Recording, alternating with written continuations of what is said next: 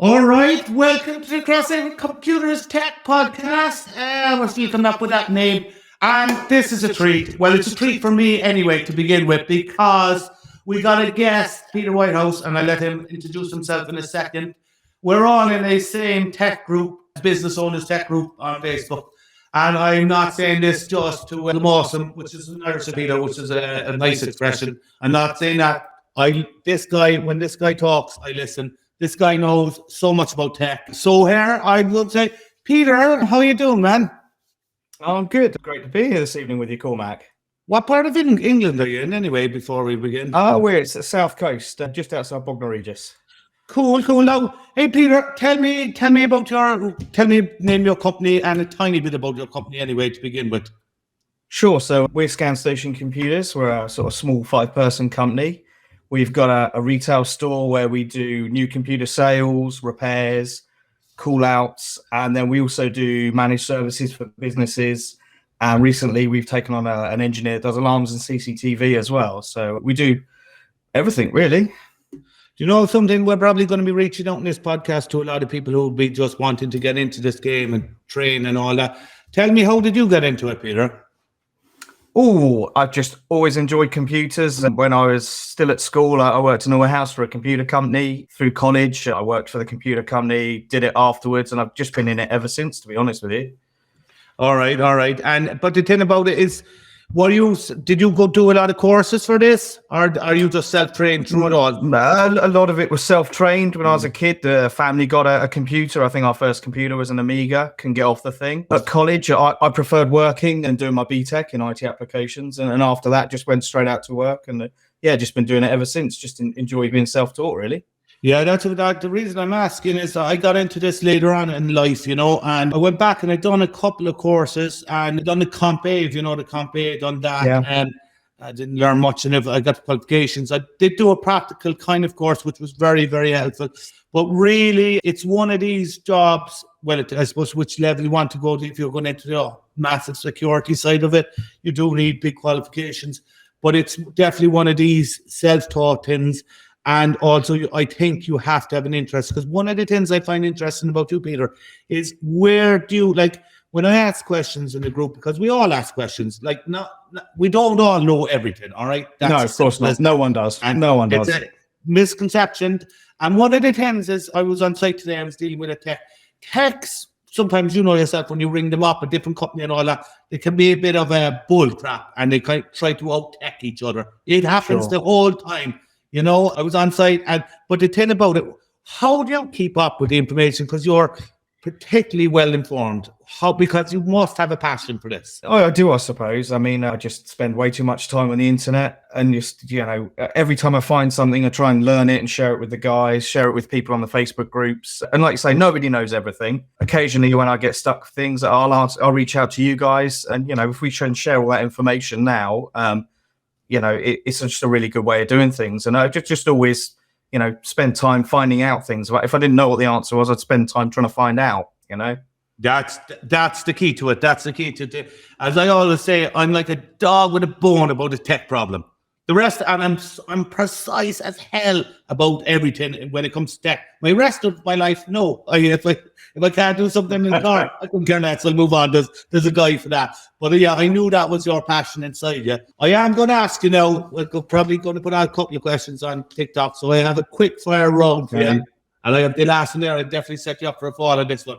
Right. I'm asking a computer expert and a guy who sells computers, what laptop wouldn't you buy, or what? I know it's a general question. What would you stay away from? Those really, really low cost sort of Celeron Pentium laptops. Yeah. We've done it in the past, and they just come back to bite you on the backside. Now, I don't think we sell anything lower than an i3. 11th gen i3 is our minimum right now. We may lose some business. People want a 200-300 quid laptop, and do you know what? We're happy to lose that business. We'll just upsell them. I think our cheapest laptop's $430, $450 in VAT. And generally, we'll get setup services with that, on-site setup services. We'll attach security, printers, office. We get all the attach as well. So, recently we've been quite enjoying not getting those costed down. Like the old HP Streams and all those sort of things, Yeah. No, it's just not worth it. I agree totally with you. We decided not to sell the budget laptops there. No interest. You're only going to get unhappy customers with it. And, I do appreciate everyone has a budget. We do refurbish there as well. But even our refurbished ones are premium. We're not doing the cheap ones. But I have to ask you a question because I've made a rant on TikTok and got, 150,000 views because I hate them so much. Tell me what's your opinion on the budget HP laptops. Hopefully you're not selling them because if you are, no, we don't. I mean, we get a lot in for repair, and to be honest with you, half the time taking them apart, the plastics come apart as you take them apart, the hinges come away from the bases. So we normally warn customers when we book them in. We say, look, these aren't very well built. When we take them apart, there's a chance that the plastics can come apart, and we normally warn them up front, but we don't sell those. We never have. You know what? And I generally didn't. I loaded that question and went, oh, damn, he might actually be selling these things. But we're trying to be as honest as we can on the podcast. That's true. I turn around to people and I say, look, if it's hinges, there's no point even doing it, But look, I just, HPs are the budget ones are the anti-Christ anyway. Right, here we go. iPhone or Android? Me, personally, Android. Every time. My God, I thought you were actually going to go to iPhone. What Android do you have? I've got an S21 at the moment, but I have a custom. I have the Microsoft launcher loaded on it at the moment, so it looks a bit different too. I know. And that's actually we're going to talk about the ChatGPT integration with Bing because I have that into my taskbar at the moment. I have two phones.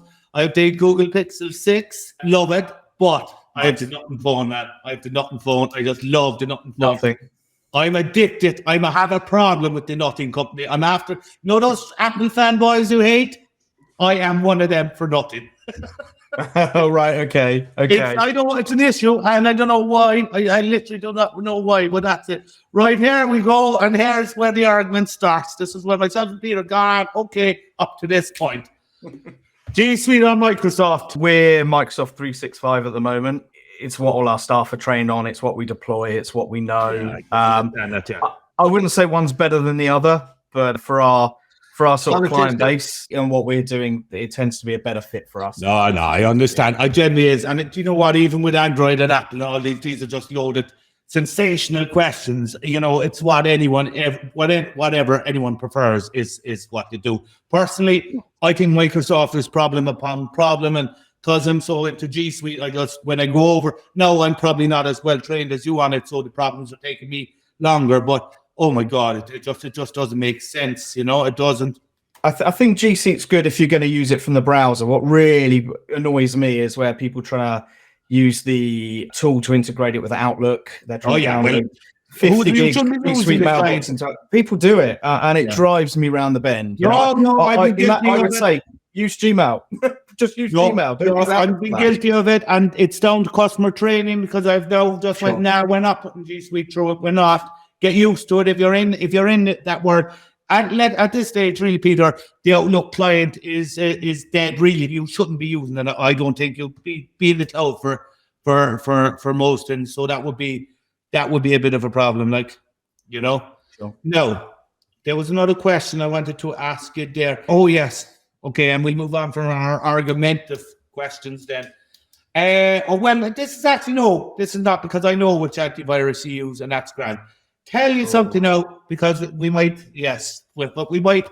Here's a question, which is a good question for people who, if we put a bit of this up on TikTok, is there a need for antivirus? I get that people saying it to me now. I have my own view on this, but is there a need for antivirus nowadays? Certainly in business, I would say you need antivirus. They're starting to move on from the signature-based stuff now. You're getting the endpoint detection and response, which is more fixing things after something's got a foothold on your network. End users, it's dependent on the user, I would say. I mean, our consumers are very aged customer base, should we say. So if there are features in there, I think you notice a lot of the antiviruses are incorporating password managers, VPNs, dark web monitoring, all that stuff to add value back in there. I think signature-based AV is probably not so necessary these days, but a lot of the AV companies are adding other features in there which may be useful, more useful certainly than signature-based AV scanning. So it's an interesting topic for sure.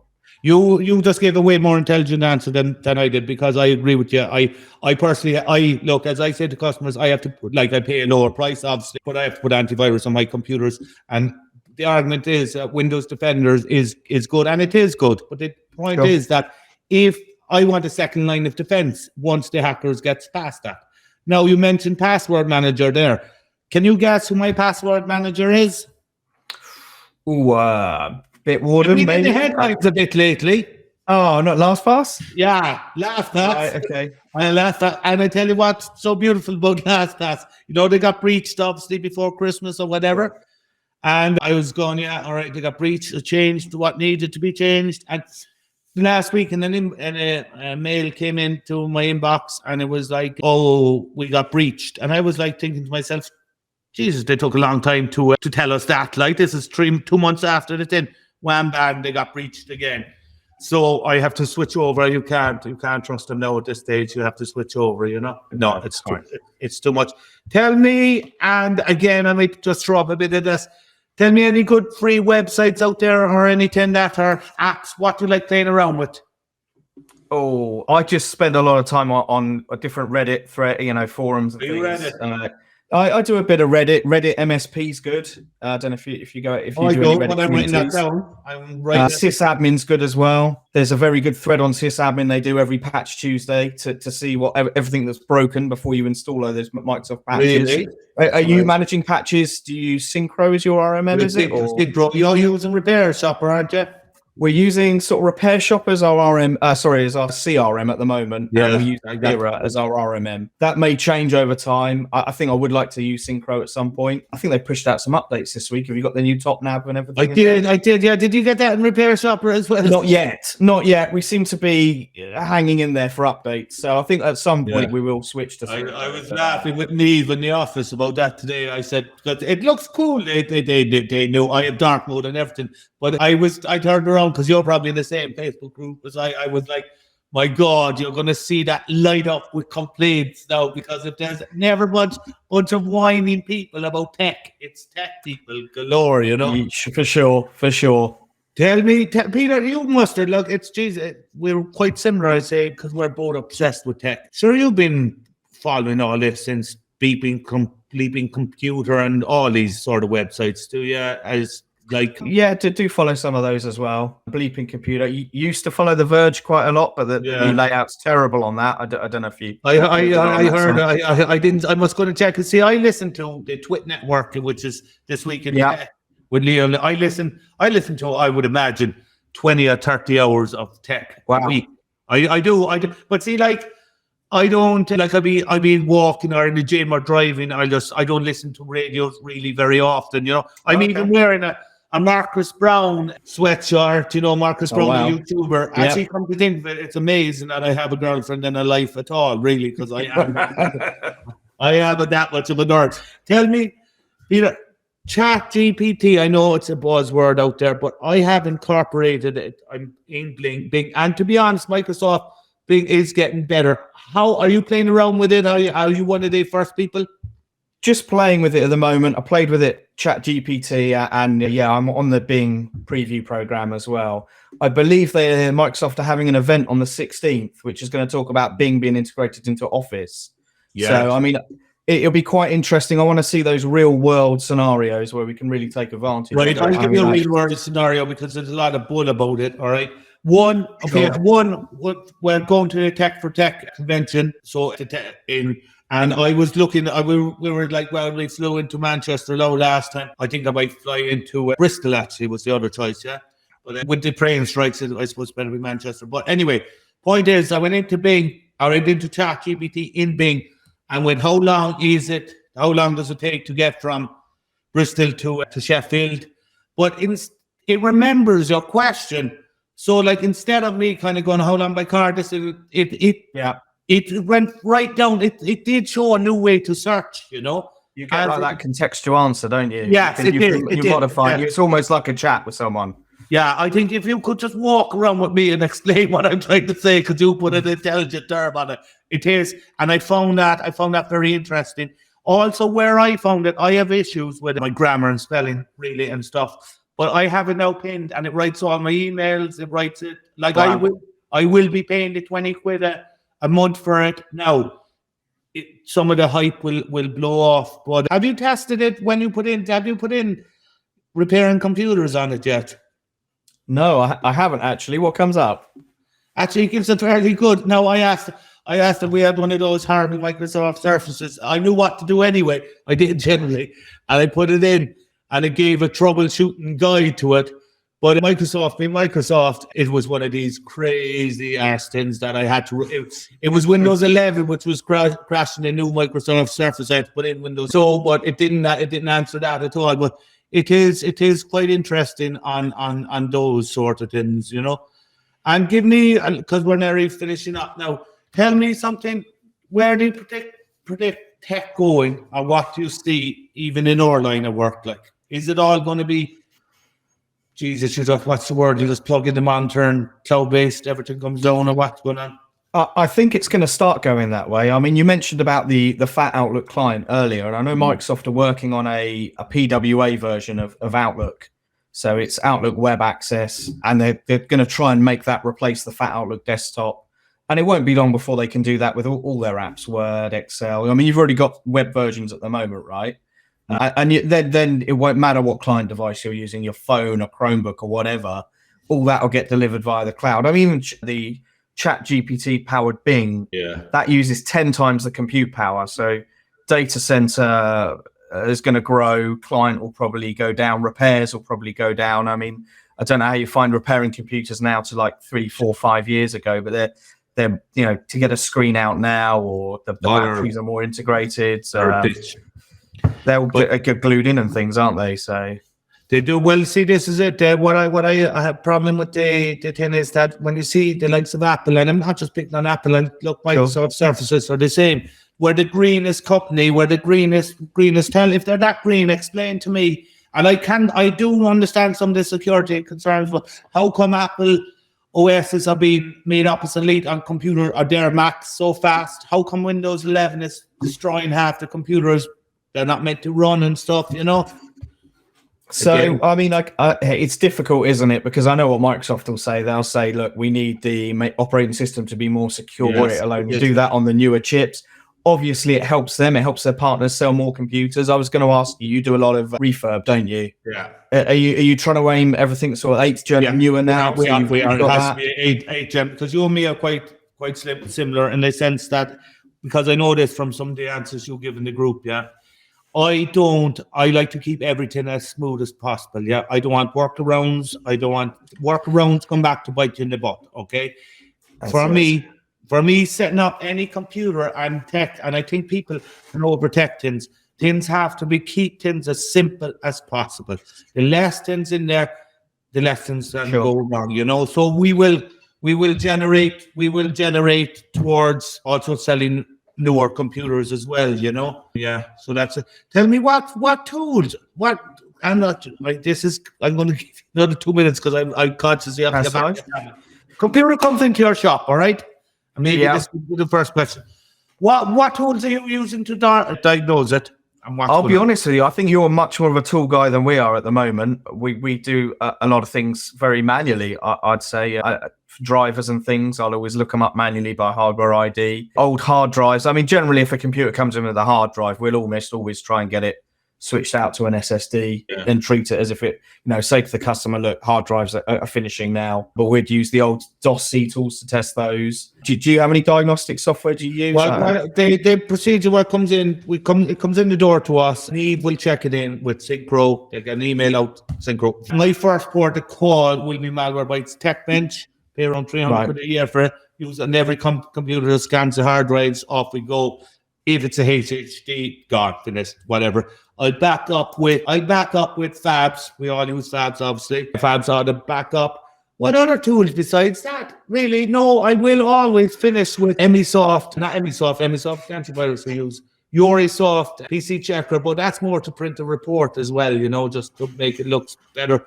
But besides that, no, they're mostly all the paid tools we would use, Yeah, we're probably more manual than you, to be perfectly honest with you. You're probably way ahead of us there. A bit of ADW cleaner maybe, but is Malwarebytes Tech Bench still current? Are they still doing it? Yeah, my thing is that they seem to have lost interest in it. But to be honest, it's a very, very good deal because I know you don't sell Malwarebytes, but Malwarebytes is something that like we will lob it out to people at times in the sense it is a very good antivirus. I like Malwarebytes, but Jesus, the time saving it does on computers, the Tech Bench is. I mean, like you'll get a full report of what's inside the computer. Like they don't seem to have a problem too. You can make 2 or 3 sticks of it, so you can use it on 3 computers. Oh, okay.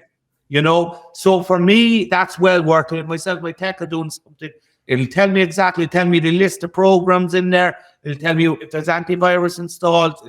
It fixes a lot of things. It'll get rid of the bloatware, all this sort of stuff. It's kind of like such a real time saver. I'd be lost without it, you know.